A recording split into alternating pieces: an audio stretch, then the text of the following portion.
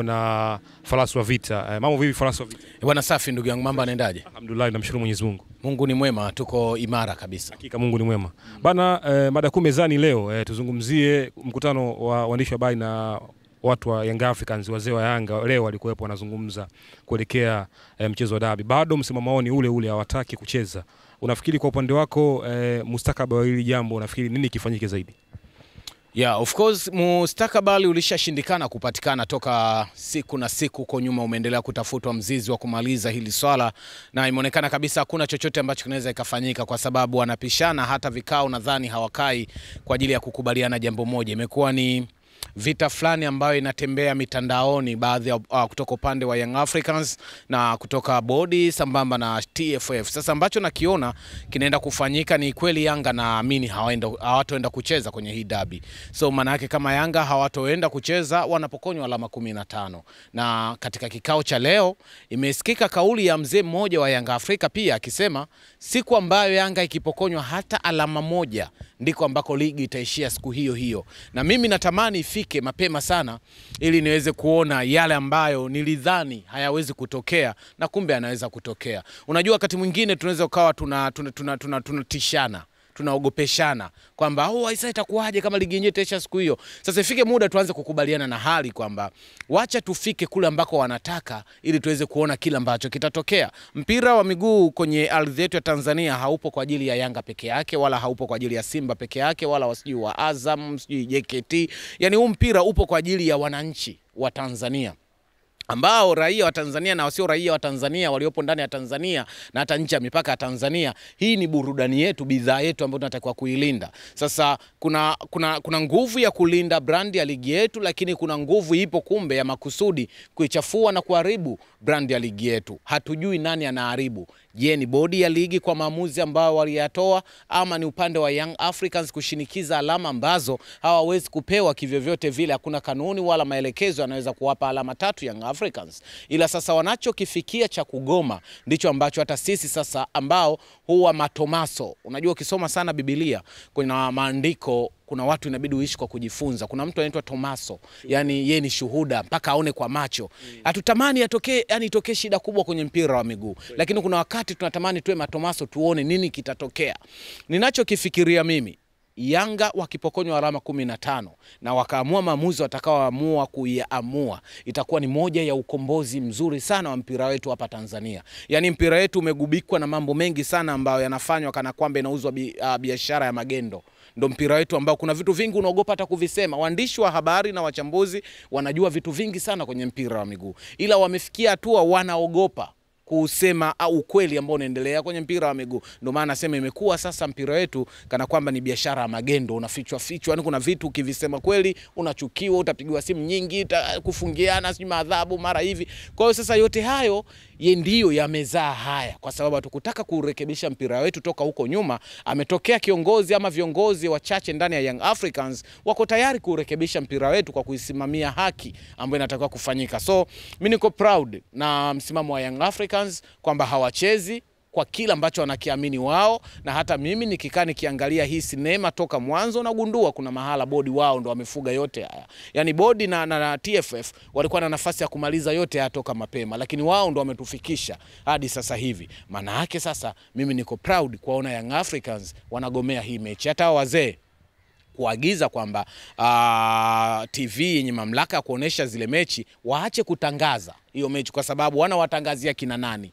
Wameagizwa mashabiki wa Yanga na wanachama wa mikoani wasipange ratiba yoyote ya kuja Dar es Salaam kwa ajili ya hiyo mechi, kwa sababu mechi hamna. Wameagizwa kina mamalishe na wafanyabiashara wadogo ambao walikuwa wameshaanza kukopa mikopo labda ile mikopo ya kuumiza ili waje wafanye biashara kwenye dabi, wameambiwa msifanye hivyo, mtajuta. Ogopa matapeli, biashara hii haifanyiki. Sasa maana yake ni wako serious, hii game haiendi kuchezwa. Na ndo maana narudi kusubiri kauli ya mzee wetu mmoja ambaye alisikika kwa hisia kali akiongea kama Yanga atapokonywa alama hata moja na ligi ndio itaishia hapo hapo.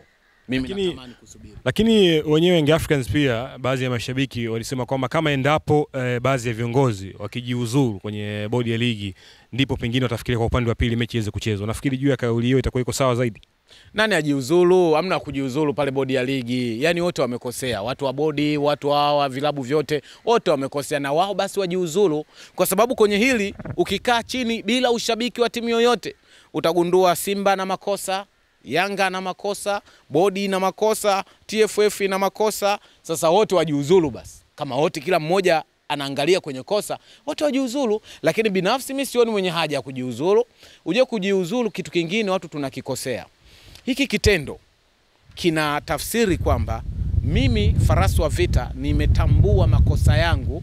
Hivyo basi kwenye hii nafasi niliyopo sitoshi kuwa kiongozi tena, najiweka kando. Sasa unatakiwa uitoe moyoni na si kushinikizwa na watu fulani fanya hivyo. Ukiona mtu anafanya hivyo, huyo hajajiuzulu, huyo kalazimishwa, kafukuzwa.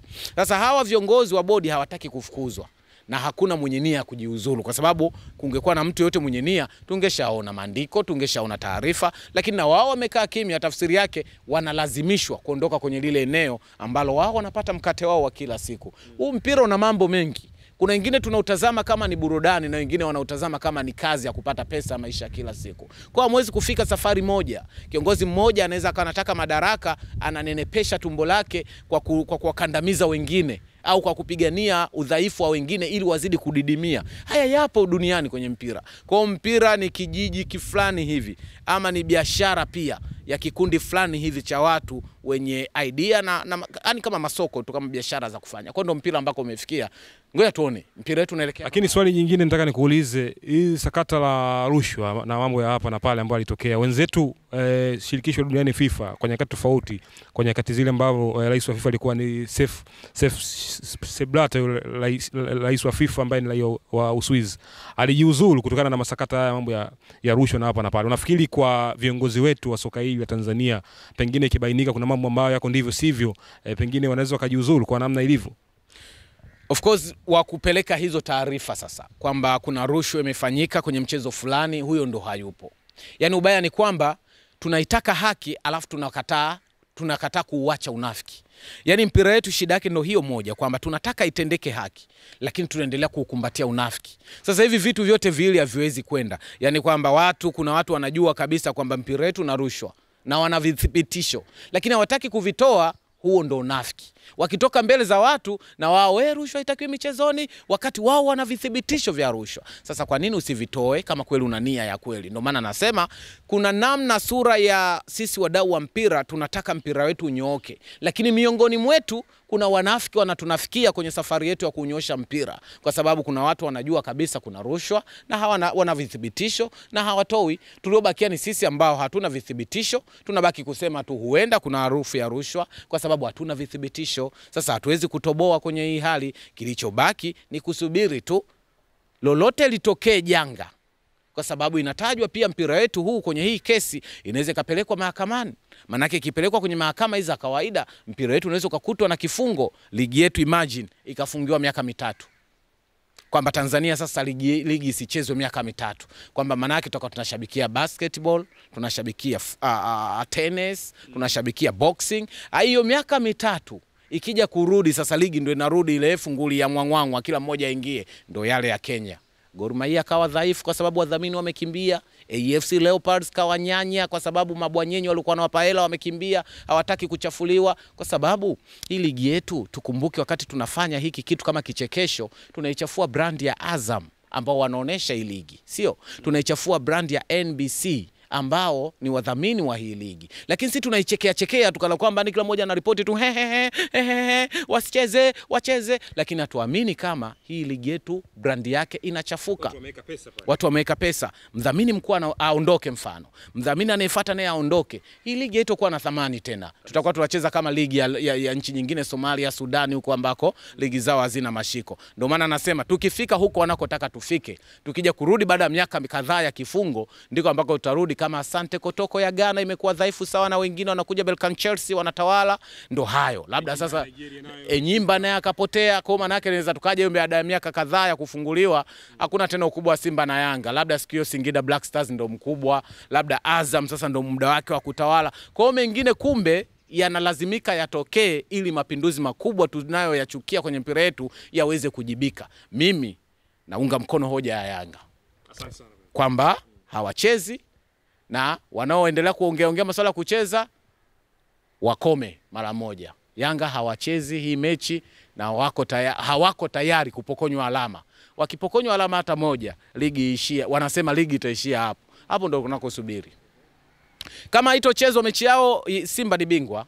Yani haina hata Yanga nadhani sasa wameanza kuelewa kwamba okay, kumbe tutapokonywa alama. Maana yake msimu huu bingwa Simba ni Yanga kupambana kupata kikombe kimoja cha shirikisho, na itakuwa kwa msimu ni mbovu sana kwa Yanga Afrika. Maana yake katoka kupokonywa makombe takriban yote aliyokuwa anashikilia, kaenda kuambulia kombe moja kama atalichukua tena. Na kama atafungwa na Singida, maana yake Yanga anamaliza msimu huu bila kombe lolote, kutoka treble, makombe ambayo alikuwa anayataka, kaja na makombe ya mabonanza ambayo aliyachukua, ambayo hayana mashiko kwenye kuwapa ranking kwenye mataifa makubwa ama kwenye misimamo ya Afrika. Msimu utakuwa ni mbovu sana kwa Yanga. Sasa Yanga wamekubali kutocheza ili wanaoamua waamue wanachotaka kukiamua, yatokea kutokea. Kwa maana yake kama wataamua hivyo, Simba Sports Club bingwa msimu wa mwaka 2024-2025. Pengine hili waumiza labda viongozi wa Young Africans kama endapo Simba akipewa pointi 3 muhimu na kuwa bingwa. Wazee wamesema ligi itaishia hapo hapo. Nao wazee hawajaamka tu nyumbani wakasema tumekula chakula kizuri tukunje tukaongee. Kuna namna hadi wameenda kuongea. Ukiona wazee wa Yanga wanaongea, ujue kuna namna, kuna ujumbe unafika. Hawakuamka tu. Hawana mamlaka hayo kwenda kutumia jengo la Yanga hivyo kulitumia. Kuna ujumbe umefikishwa. Kwa hiyo ujumbe tuishi nao sana. Hawachezi Yanga Afrika. Na kama hawachezi maana yake Simba bingwa. Na kama Simba bingwa, vita kwa maana vita ya uwanjani itatokea. Watapokonya pointi 3 kwa kutopeleka timu tarehe 15. Na wao wanahitaji nao wale watu ambao hawakwenda timu tarehe 8 nao pia wapokonye. Sababu wote watakuwa wamefanya kosa moja. Kwa kauli ambayo wazee wa Yanga wamenisikitisha zaidi nilipoiona na kuisikia ni kwamba wanasema eti kama kweli wanastahili kupokonywa alama zao kisa hawajaenda kwenye hii mechi inayotajwa, na Simba basi apokonywe alama kwenye mechi ya tarehe ile ambayo hakwenda. Yani pale ndiko nikawakumbuka wale wazee wa Simba, nikasema wale wazee wa Simba sijui nani sijui huwa anawaandikia speech, kwa sababu wazee wa Simba wakiongea speech huwa haina maswali mengi, ila wazee wa Yanga kuna muda wanakuja na kishindo kama walichokuja nacho leo, lakini lazima tu kuna namna watakupa maswali. Sasa mambo gani? Si ya kitoto haya kwamba tina Simba apokonywa alama 8, apokonywa alama ambazo tarehe 8 ya kutokea. It makes sense. Yani wangeishi huko iko kipengele hicho. Nadhani aliandika script asingekiweka. Yani kile kipande cha kwamba kama tunastahili kupokonywa alama basi na wenzetu kwa kutokea ile mechi na wenyewe apokonywa alama. Aliandika ile script kwenye ile eneo, angeedit angetoa, haikuwa na hoja. Yani wangesimamia kule bwana hatuchezi. Yani wangesimama tu hatuchezi, anayetangaza matangazo, anayetumia logo yetu waache mara moja tutamshtaki. Yani wasimamie kule kwamba tukipokonywa alama sijui ndo neno hata mimi mwenyewe naliogopa. Ndo nauliza, yani wasi wa Yanga wamepata wapi ujasiri wa kusema kwamba eti wakipokonywa alama hata moja ligi inaishia hapo hapo. Uje neno ambalo hata mimi mwenyewe nimelisikia lakini kulinukuu naogopa. Neno gumu kuambia watu kwamba ligi eti mkitupokonya alama hata moja ligi itaishia hapo hapo. Neno gumu sana. Na sijui, wacha tuone, wacha pavuje tuone panapovuja. Okay, asante. Asante sana.